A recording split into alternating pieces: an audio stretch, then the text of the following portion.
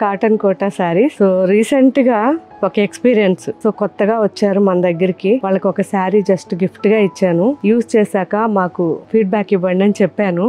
So ఎంత హ్యాపీగా వాళ్ళు ఫీడ్బ్యాక్ ఇచ్చారంటే, వాళ్ళు ఆల్రెడీ మ్యారేజ్కి మనకి రిటర్న్ గిఫ్ట్స్ కానీ చాలా కొన్నారు. సో ఎక్కువ పెద్ద బిల్ అయింది కాబట్టి ఒక్కసారి ఇద్దామనేసి ఇచ్చాము.